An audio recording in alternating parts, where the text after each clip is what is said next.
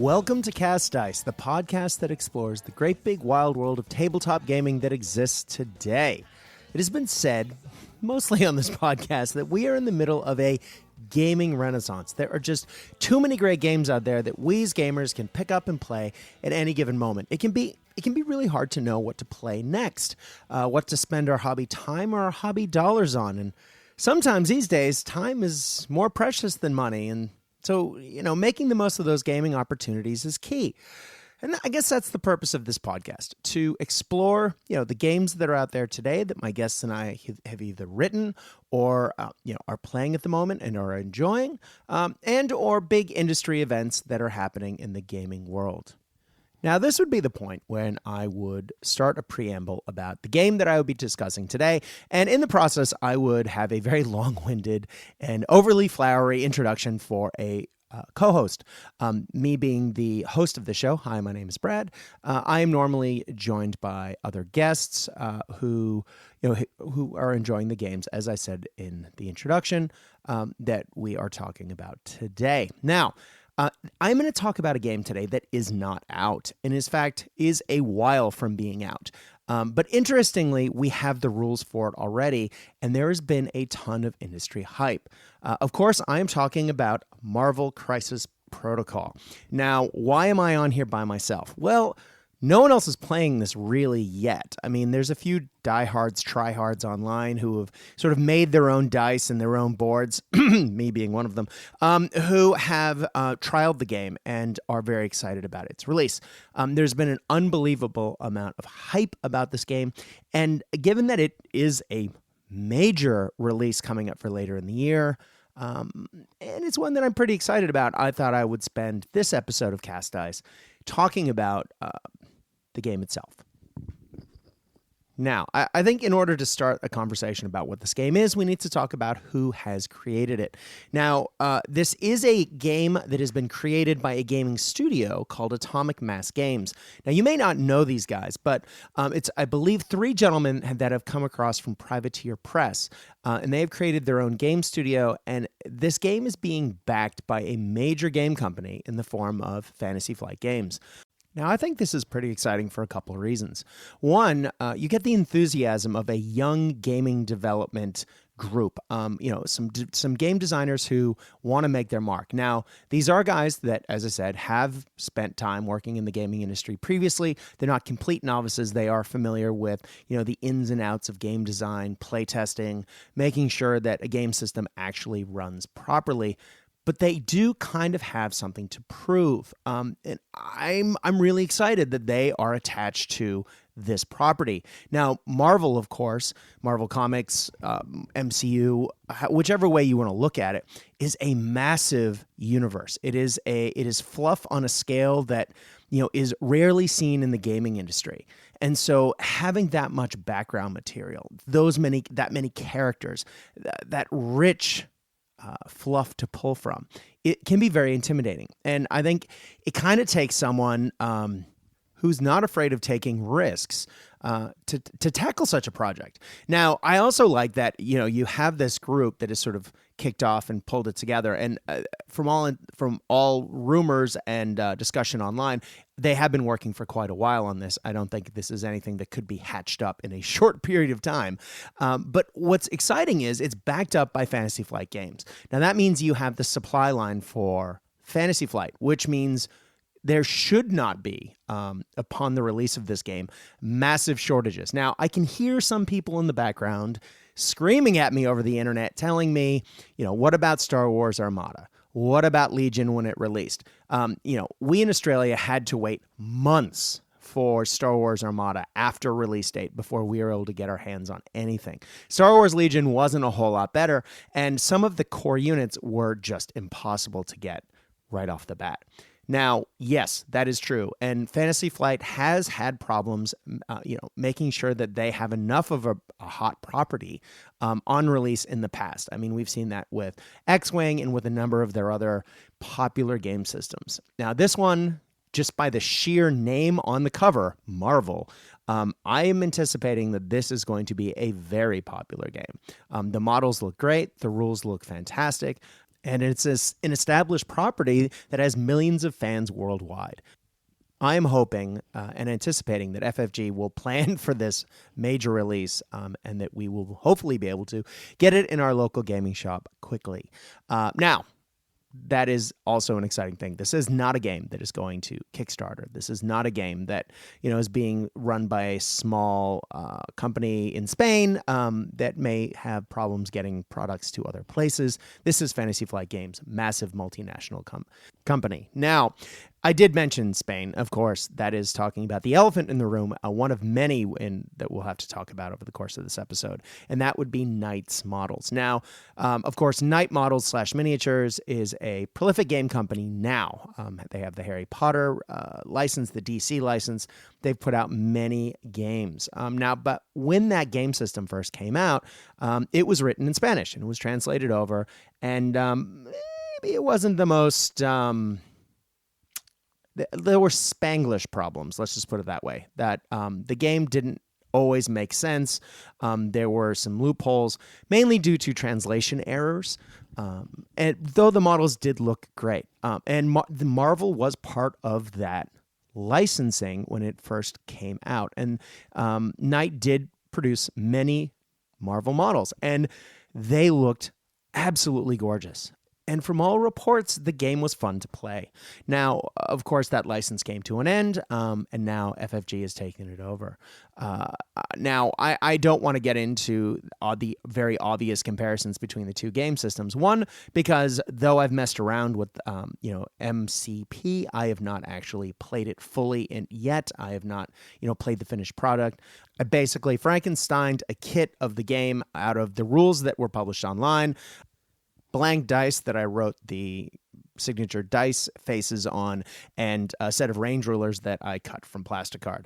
Now, I don't have the finished mission cards. I mean, there's just so many moving parts to this game that sort of make this game its own that I've kind of made a half-working set out of. Enough that I can safely say that I enjoy this game. I enjoyed looking forward just playing it in its full form. The other thing is I didn't play the Knight version of this game, so I'm going to leave that at the door. Now, I know that scale then comes into that, and this is something that is another big elephant in the room that people keep talking about online. I know it's one of the big negatives that people are really grumpy about. Now, this is a 40 millimeter game. Now, most of us are used to heroic 28s or maybe 32 millimeter, depending on what game system you enjoy playing. This is 40 millimeters. Now, basically what that means is the average human height of a model in this game is roughly the size of a Primus Space Marine. Now, that can be quite tall. It does mean it is very much larger than, true 28s. If you happen to have some 28 millimeter, I know there are quite a few companies that make superhero models or civilians or even sometimes terrain. That can invalidate a lot of people's collections when wanting to integrate these models into games with those models. It won't work. Now, this isn't a new move by FFG.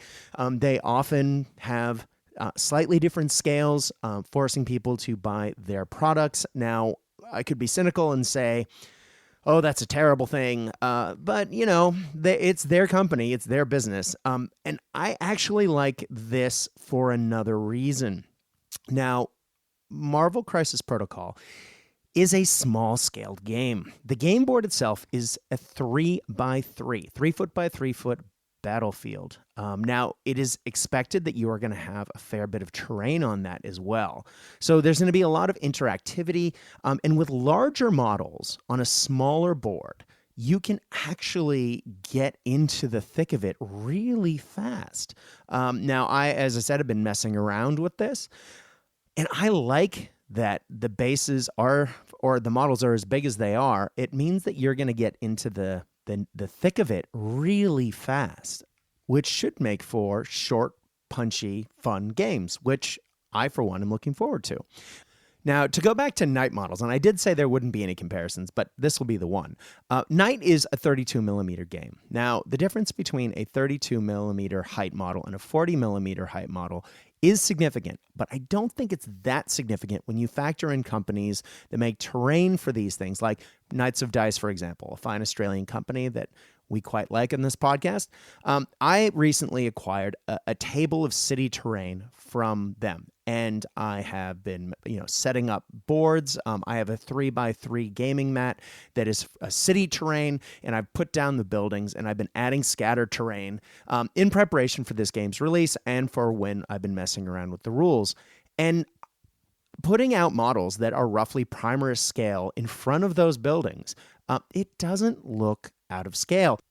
Sure, there's a little bit of a scale difference, but once you're in the heat of the battle, so to speak, I don't think it's going to make that big a difference. I don't think this is as big a deal as some people are making it. I'm really looking forward to, as I said, the game actually releasing, so I get my grubby paws on the models and see that for sure. Leaving those elephants behind, let's talk about some of the things that I really like about this game. Now, of course, this is the Marvel Crisis Protocol. That is the name of the game, and it is a miniatures superhero battle game. It is not just a punch-your-face game either. And I was a little concerned that it would just be battle royale mode all the time, much like the Capcom Avengers / Marvel video games that you sometimes see that have basically reskinned Street Fighter. I wanted something more in my superhero game. As a kid, I loved Marvel superheroes. Captain America is one of my favorite comic characters of all time. I read literally over 150 issues of Captain America almost consecutively as a kid. Iron Man, I read a lot of. Avengers, X-Men, you name it, I read a lot of comics growing up. Now, what makes this game pretty cool is, if you are a fan of the superhero genre, Marvel Comics in particular, you'll know that oftentimes heroes fight. If we look at the MCU, for example, Civil War, the Age of Ultron, the heroes end up fighting themselves often more than they end up fighting the villains. And so I think this game is really clever in the way that it approaches characters. Now, there isn't a hero faction. There isn't a villain faction. The way this is all laid out is every single person in the game is a character. Now, if you are hoping to play a Captain America versus a wall of AIM agents or Hydra troopers, or, the Red Skull versus a pile of police officers or generic SHIELD lackeys, you're just not going to get that. Unfortunately, I would have liked to have seen that, so I'm saying unfortunately. The game is limited to just the big names, the super powered main characters that we all know and love from the comics. Now, of course, that doesn't mean that there aren't other basic human models on the board. Black Widow, of course, is one of the characters in the core set. So, and she's technically just a quote-unquote normal human. Now, if we look at how this works, though, when you sit down to play a game of MCP with a friend, you both have a roster of 10 characters. Now, conveniently, the box game comes with 10 characters. So if you want to play with your friends, the box game comes with 5 heroes, 5 villains. You could sit down to play 5 heroes versus 5 villains using one of the basic missions that was laid out and shown at Gen Con. In fact, if you add up the sort of the point value for all of the heroes and all of the villains, they basically balance and they match the scenario, one of the scenarios in the boxes, and we'll talk about scenarios in a minute, that allows you to play all the heroes versus all the villains. Now, if you want to mix and match that, though, if you want to give your crew, your team, your roster a little more individuality, you absolutely can. Now, upon release, we're also going to get 2 more character packs, big ones too. Hulk and MODOK. Now, both of those we haven't seen the cards for, but are anticipated to have sort of a higher point value than your standard Captain America, Black Widow, Iron Man, Baron Zemo, Crossbones kind of characters. Now, there is a differentiation in points there as well, but again, we'll get to that in a minute. Now, it should be said that one of the big things that I was very excited about when I heard FFG is backing this game is, as I was talking about before, the supply line. Now, unlike some games where, unfortunately, if they're run by a smaller company, and I am looking at Fallout, Wasteland Warfare, where releases were few, far between, and hard to get. This game has on pre-release at Gen Con, they had an entire case of future releases, character packs of villains, of heroes. You have everything from the Asgardians to the Guardians of the Galaxy to the characters from Black Panther to you name it, the Spider-Verse, Venom. There's just tons of characters that will be released, apparently. Not, of course, at release date, but there will be a steady stream of regular releases. Much like we see with Star Wars Legion or with X-Wing, where there is a regular release schedule that stores will get in regularly, and you can just add to your roster. So when you are building your roster, as I said, you take 10 models, and you can put it on there. They could be anyone. You could have heroes, you could have villains. It doesn't matter.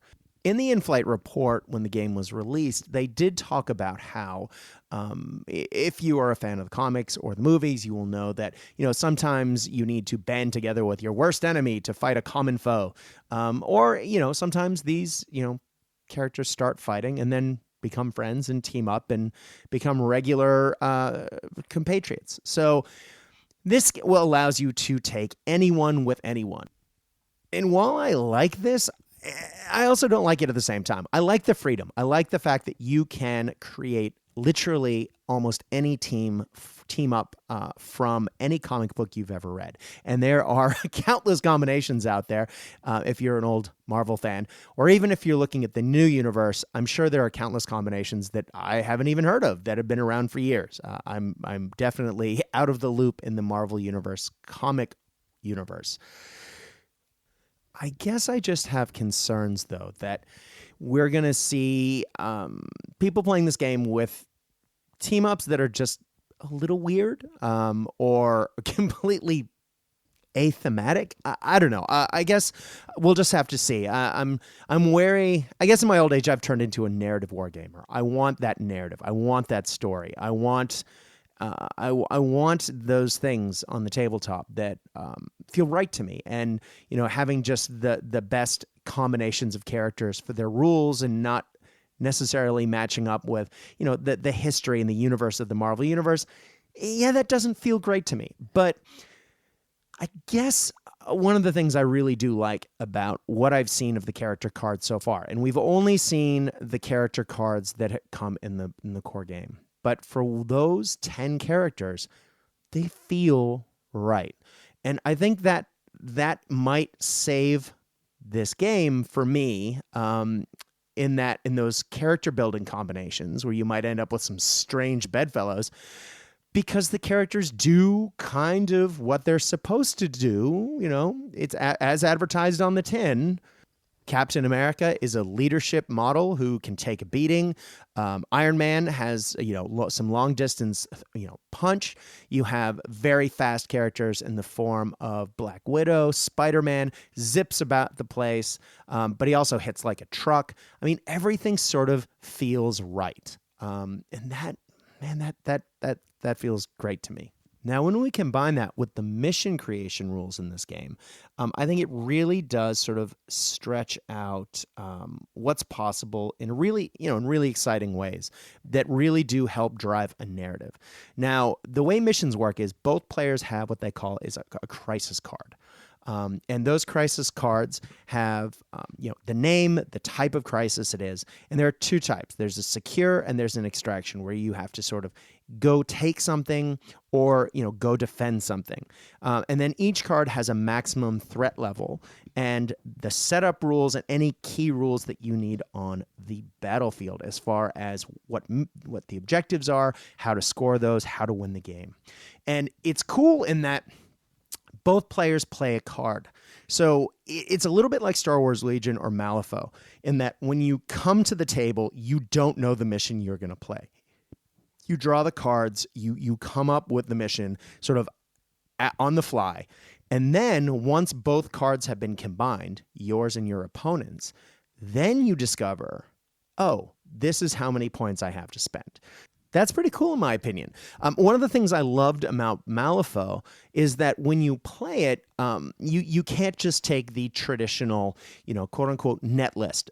You have to adapt your crew or your warband to what is being expected on that tabletop at that given moment. And given that there are quite a few mission cards for this game, it means that you gotta have 10 characters in your roster before you start that you can pick from once you find out A, how many points you have, and B, what the objectives are. And I guess that means that you kind of have to have a good variety going on. Now, I'm sure that there are going to be people who are going to metagame this and try and figure it out. But, for the people I'm probably going to be playing against, I think this just really kind of pulls together a lot of what I like about the Marvel Universe, where, characters come together out of opportunity, out of just running into one another. Again, it's that narrative. And, you have to actually go rescue someone. You have to get to the terminals. You have to combine the pieces of the cosmic cubes. There's just a lot to this that pulls together, and it feels right to me for a game that represents the entire Marvel Universe. It's not just going back to that punch in the face battle game. Now, you can play it that way. It is a 6-turn game, or the first person who gets to 16 victory points. Now, as I said, there's a number of ways to score victory points depending on the mission. And one of the ways to do that is to kill all of your opponent's models, or take them out of action, I should say. Now, if you do that, you automatically win the game. Now, that is something I'm very not a fan of in other game systems. But what kind of saves this game is that characters' cards have 2 sides. You have the healthy side and the injured side. And what's interesting is those sides don't always match. So, for example, if I have Captain America in front of me, and he is one of the few cards that has noticeable differences between the two, out of the core box anyway, you have his healthy side, which has a picture of him looking all dapper in his uniform, and then you have a list of all of the rules for that particular model on the front, his superpowers, his abilities, his health. And once his health has been reached, rather than him being knocked out, you actually put him down for the rest of that turn, and he's considered dazed. Then at the end of the turn, he stands back up, and you flip his card. Now, on the other side is the injured side. Now, he has a special rule that says, I can do this all day. He doesn't get that rule on the healthy side. He only gets it when he's been beaten up and he's injured. And that, again, matches the MCU version of Captain America in a really fun way that I absolutely love. Now, oftentimes the stats of the characters, specifically how much health they have, varies between the healthy card and the injured card. Now, as I said, Captain America is one of the only characters in the box game that has actual special rules that drastically change once he's injured. I can't wait to see how that applies out once we start expanding the universe and seeing what some of the other cards and characters that we get down the line. Now, what does this mean as far as what I was talking about a minute ago? Now, it means that you cannot have like this massive combination of superpowers coming together and teaming up on one character. You cannot kill a character at once. The very best you can do is knock one down and injure them. Then they stand up at the beginning of the next turn, and they have their injured side of the card. Now, this isn't a game that is you go, I go, in that your entire team goes, then my entire team goes. It is alternating activations. So what that means is you figure out who goes first in a particular turn. Once you've done that, and you do that by rolling dice, that person moves their first model. Then the next person moves their model, as in their opponent, the other person playing. And then the first person goes. And what that means is you're not going to get, wacky combinations of 5 moves beating up on one model before it can do anything, and then it dies. Now, there are combination cards that allow you to do things like have Captain America put up a shield and have Iron Man fire a laser beam and have it bounce off. We've seen a few of these so far. They are around. We saw some of them leaked at Gen Con. There are supposedly a lot more in the game, and they're one of the things you can pick prior to your game to sort of customize the abilities that your characters can have. Again, we haven't seen all of them yet. Very excited to see how this works. But the way those actually work on the tabletop is one character sort of plays it, and then it works off of the other character who happens to be nearby. It's not that both characters come together and you use both of their activations to make that card work. I guess I should say that every character has 2 actions for each activation. They can move, they can attack, or they can do a superpower. Now, there are different types of moves, there are different types of attacks, and there are different types of superpowers. Clearly, each character has its own form of a superpower. Now, to make those superpowers work, you often have to spend what they call a power token. And you get power tokens at the beginning of your turn, so you can get them built up over time. But every time one of your characters takes damage, they gain a power token. So as people are beaten up, they're able to use their superpowers. Now, it is interesting how that mechanic works because there are active superpowers and passive superpowers. Now, you can only do active superpowers as one of your activations. So once you're activated, one of your actions can be to have Iron Man use his Friday artificial intelligence superpower. And what that does, it allows him to get bonus dice when he uses his attacks later that turn. This is different from Captain America's passive superpower, which is his vibranium shield, which allows him to add bonus dice when he's attacked. So bonus defense dice. So oftentimes what these superpowers do is they'll allow you to get extra attack dice, extra defense dice, or re-roll those dice. And that really does help give the characters the flavor that they may have from the comic book. So Captain America feels like he is strong, but he's also can take quite the hit when he's holding his shield, and so on. And as I said before, there's different ways to move. There's different ways to attack. I was curious to see, for example, could you throw terrain in this game? And yes, the terrain in this game is very interactive. You can pick up a car and throw it if you're strong enough. You can throw up a rubbish bin. You can be thrown into a dumpster. There's tons of different ways to interact with that terrain. And the way the attacks work and the movement works means you can jump over it. You can jump behind it. You can be thrown through things. There's all kinds of really cool ways in which this game really goes out of its way to make it feel like the game that you're playing has really jumped out of the pages of the Marvel comic books. Now, another way that this game really tries to give each character its individual flavor is how the attacks and the defense system kind of works. There's 3 kinds of ways that characters can interact with one another when they're attacking one another. We have physical attacks, energy attacks, and mystic attacks. And each character in their own way has their own different defense against those types of attacks. It could have been really easy for the makers of this game just to give, each character its own attack or defense value. But given that you're probably only going to have 3 to 7 models on a side, depending on, which mission you're playing and depending on, who those models are. I'm assuming the Hulk is quite a few. I don't think it would have given you sort of the differentiation that each character sort of deserves. And so because of this, you have characters who have their own unique ways of attacking or interacting with other characters, but then they have their own sort of individual strengths. Some characters are stronger in body and maybe not as strong in mind. Others are vice versa. And then you have, heavily armored characters characters that might be able to absorb energy.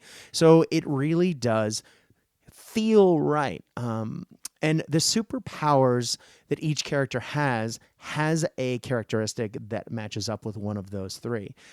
For example, if I am holding up Iron Man, his two basic attacks are Repulsor Blast, which is an energy attack. Now, he doesn't have to spend any power points to make that work. So that's his basic attack. And he can do that in hand-to-hand or up to a distance of 4. And we'll talk about the range rulers in a minute. Or he can do a physical attack in the form of homing rockets. Now, in order to do that, he does have to spend power points. Now, each one has different rules. Each one has different statistics.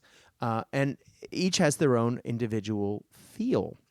Now, when defending, Iron Man has stronger armor against physical than he does against energy and mystical, but he is fairly armored against all three. And that is additionally boosted by a special rule called the Invincible Iron Man, which is sort of a passive superpower that he always has, which reduces the amount of damage that he takes by 1 to a minimum of 1 every time he takes damage. So that really does help him to feel right.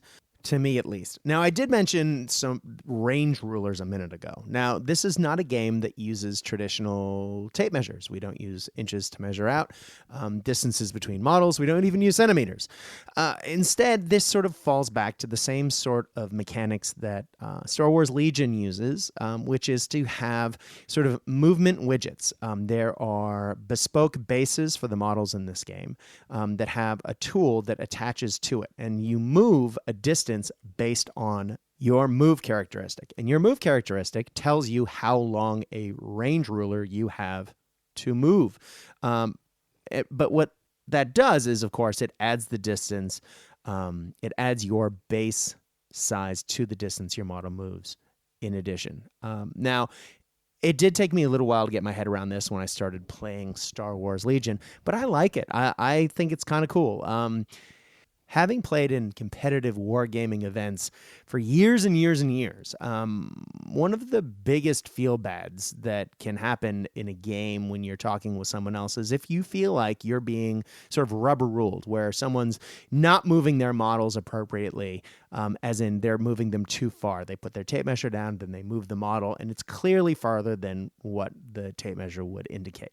And that can lead to some discussion and some bad feelings, especially if someone doesn't believe they're doing it, and they might be, or it's perceived.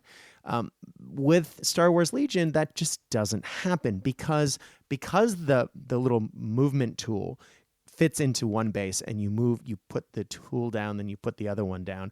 There's no ambiguity. It is exactly, is it in range? Yes. Is it not? Well, then no. You can't move your model there. And the weapon ranges are the same thing. Unlike in Star Wars Legion, though, there are 5 range bands for weapons in this game. Now, those have been measured out by people at Gen Con. So range 1 is 1 inch. Range 2 is 3 inches. Range 3 is 6 inches. Range 4 is 8 inches. Range 5 is 10 inches. So weapon ranges in this can be a little on the short side. That really does lead to, I think, encourages people to get close for fun, fast, and furious games. Now, just to give you an idea of ranges, because it was one of the things I was wondering when I got into this game. When Captain America throws his shield, he can throw it up to 8 inches. Likewise, when Iron Man fires his homing rockets, he can go up to 10 inches, but his repulsor blasts only go 8. Meanwhile, Spider-Man, his webbing goes 4, and if he's firing a taser web, clearly that's probably from the comic books, that is 6 inches. Meanwhile, Black Widow's very famous strike is, her energy blast from her gauntlets, only 4 inches. So again, it's tight, it's fast. And I think that'll just lead to a lot of fun, which I'm very excited about because that's, I guess, the whole purpose. Now, I did also mention earlier that I wanted themed games. I wanted narrative. I wanted fluff. And I was a little concerned, even though I wanted, you to be able to take sort of traditional teams, combinations that you would expect in the Marvel Universe. I was concerned that if you did take one of those teams and this game did reward you for that you would get a bonus that would perhaps be, pardon the pun here, a little overpowered. I am pleased to see, though, they did include some faction focus. Now, there are cards that allow you to, for example, take characters that have an Avengers focus. Now, that will play out in one of two ways.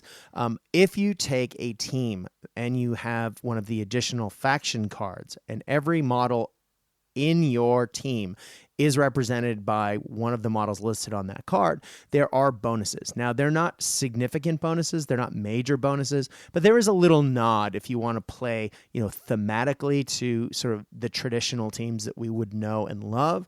But they also play out a different way. Certain characters, the Red Skull and Captain America, are the only two in the core set, for example, that have these so far, that have leadership abilities. Now, the way that works is your team gains an ability through Captain America called One Day Like Any Other, and it only works if your entire team has the Avengers affiliation. And it means that you get to reduce the cost of the first superpower used by each allied character by one to a minimum of one every turn. Now, from my playing of this game, the playthroughs that I have done, that seems good. I don't think it's overpowered, though. Look, it's a great ability, but again, I think what it does is it adds that fluff, it adds that flavor that I desperately wanted in this game, and it seems to be delivering. Now, I did say earlier that I would come back and talk about the dice. Now, this game uses 8-sided dice. Now, right off the bat, just like Star Wars Legion, it has bespoke dice. There are 8 sides to the dice, as I mentioned, and they aren't just numbered 1 to 8. They have symbols. Now, when I first started messing around with this, I bought blank dice. I bought blank 8-sided dice, and I drew the logos in, and I was curious to see if I would be able to pick up these symbols quickly, and I'm pleased to say I was. And so I don't think that is a big deal. Now, it's the sides of the dice that really do add a lot of nuance to the game. Now, there are, as I said, 8 sides. There's a critical, there's 2 hits, there's a block, there's 2 blanks, but then there's 2 other ones. There's a wild and a failure. So the way this game basically works is, let's say, for example, I am rolling with Miss Marvel, or Captain Marvel, I should say, in this game, and she's firing her energy blast at somebody downrange. Now, she has a range that is an energy attack that has a strength of 4. So you would get to roll 4 dice. Now, if she rolled those 4 dice and she got a hit, a crit, a blank, and a fail, you would have 2 successes, one from the hit, one from the crit. But the crit basically, in some game systems, allows you to call it, I guess, an exploding dice. Basically what that means is you get to roll another dice. So in this case, Captain Marvel would get to roll an additional 5th dice. Now, with that, let's say she rolled another hit. She would have 3 successes, 2 hits and the crit, because the crit counts. Now, the blank does nothing for her, but she would be able to re-roll that if she had a superpower, one of those team-up cards I mentioned before, if someone was assisting her, if another character allowed her to re-roll, or if one of her own superpowers allowed her to do that. Now, what's interesting, though, is the fail. The fail cannot be modified and cannot be re-rolled. So it really does sort of give you a feeling of something that's happening in the game. Those failures and the wilds really do add some interesting dynamics, because it means that you sometimes can't use the superpowers that you might be expecting that you can use. But interestingly, the wild is a cool one too, because quite a lot of the superpowers have a wild symbol on there. For example, with the rocket punch, if you got a wild in determining that result, would allow you to unlock a bonus ability, which is called stagger, which is after this attack is resolved, the target gains the stagger special condition. And there are some special conditions in the game that are, of course, covered in the rule book that, again, just adds that flavor and adds variety to the way the game works. And it also keeps the game from being sort of samey. It's one of the things I didn't notice about the game, and I didn't really realize I liked it until I started playing it, when I had characters bouncing off one another. And then all of a sudden, you're able to hit someone and they stagger. Or in this case, if you have Captain America, and he can ricochet this. So after this attack is resolved, this character may make an additional shield throw attack. And it must target someone next to the original target character, which is very, thematic and super matches what you see in the comic books and of course in the movies. And it's just really cool that these superpowers, these abilities that these characters have are nuanced out again. Now, are those things guaranteed? No, there's a 1 in 8 chance that you might get a wild on a dice. And, it depends on the strength of the attack. Clearly, some attacks roll lots of dice. Now, if you're rolling, Captain Marvel's rocket punch, which from this is strength 7, so she rolled 7 dice. That's a hell of an attack. In fact, I think that is the strongest in the core box. But you have to spend a lot of superpower to get it to go off. You have a decent chance of staggering your foe because you're rolling 7 dice, and of those 7 dice, you have a 1 in 8 chance to stagger. So you have a very decent chance, I should say, to get that ability to go off. Of course, not guaranteed, which is kind of cool, and I like that quite a lot. Now, some of these special conditions that are activated by using the wild dice are things like bleed. You can incinerate, poison. There can be a root attack. Clearly, I think root's involved here.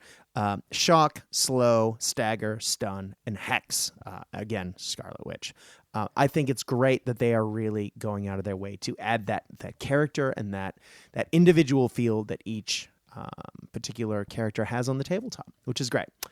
Now, you might ask yourself, who are these characters? Why that you keep talking about? Well, the core set comes with, as I said, 10 specific characters. 5 heroes in the form of Spider-Man, Iron Man, Captain America, Black Widow, Captain Marvel, and 5 villains in the form of the Red Skull, Baron Zemo, Crossbones, Doc Ock, and, of course, Ultron. Now, that is pretty darn cool because you get right off the bat in the core game, you get some of the heavy hitters of the Marvel Universe, some of the biggest characters from the movies and comic books that are just there right off the bat, which is really cool. You also get a variety of terrain. I believe you get 2 cars, you get 2 small buildings in the form of a coffee shop and a newsstand, and I believe you also get a dumpster and some scatter terrain. That's a lot for what is considered to be $100 US retail when it comes out. Now, in Australia, we're looking, I believe, at $175 retail.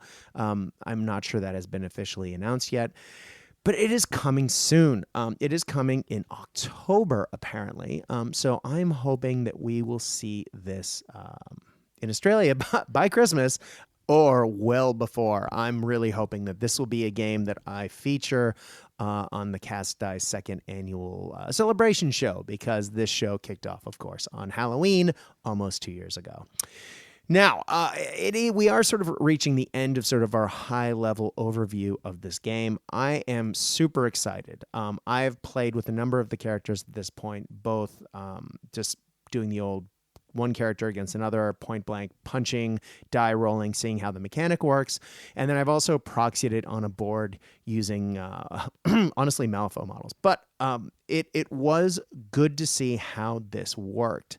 And once I actually started playing it, I was pretty sold on how the whole system works. Now, of course, I need to see how all of the team-up cards work, how all the mission creation cards work, the affiliation cards. Once we have the full game in our grubby little paws, I think it's going to be very exciting, and then we'll get the full flavor. But until then, I think that will bring this episode of Cast Dice to a close.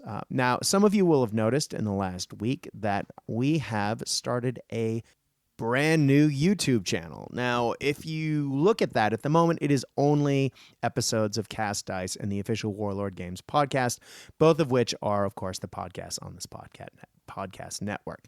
Going forward, every episode of this podcast and the other that I mentioned, everything that is on this network will also be uploaded to YouTube. We have gotten feedback over the years that people wanted episodes posted there so they could listen to it at work. So I'm not necessarily condoning that you listen to my voice when you're working in an office. Please use headphones. However, I am listening, as always, to fan or listener feedback, and that is feedback that I got, so that is what we are doing. But what that has really opened the door for is something that I've talked about for quite a while, which is actually showing people the games that we talk about. And so, though I do need to work up on it, when this podcast did start, way back when, all those years ago, and I am talking about the original LRDG, 7, 8 years ago, the sound quality was nowhere near what it is now. And my ability to record and to put things out in a timely fashion has dramatically increased over the years. And I am hoping that my skill set will soon include videos that I can upload for you to enjoy on YouTube. I, of course, as I said, would like to start doing gameplay videos so you can see these games that we talk about. But in the meantime, while we work up to that, I believe we are going to start with simple product reviews, cringe, maybe an unboxing video or two, depending on what's coming out. Those are not always my favorite.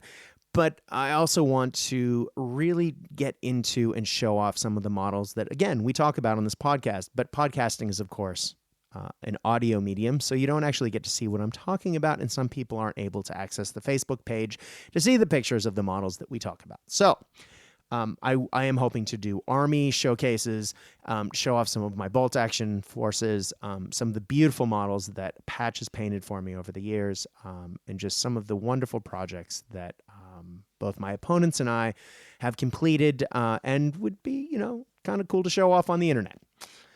Anyway, if you have feedback about this episode, if you're as excited about this game as I am, and you want to talk shop, or if you just want to talk about things you'd like to see on the new YouTube page, of course you can find me through our Facebook page at Cast Dice. CASTDICE. If you type that into the search bar on Facebook, you will find our page. And you can message me there. My name is Brad. I'm the only person that answers it, and I look forward to hearing from you. But until then, let me just say the usual goodbye, which is, while you are playing the games that we know and love, I hope your dice roll hot. I hope your beverages are cold, but more than anything else, when you are playing these games that we all know and love, I hope you're having fun.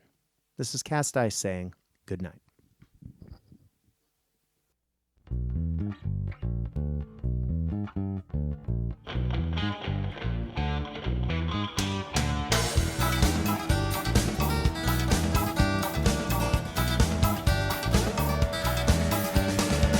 Another day rise in Paraguayan sun. A few cracks open, another Heineken. He's all alone. He's in his little room. He's all alone with a Burmese python and a loaded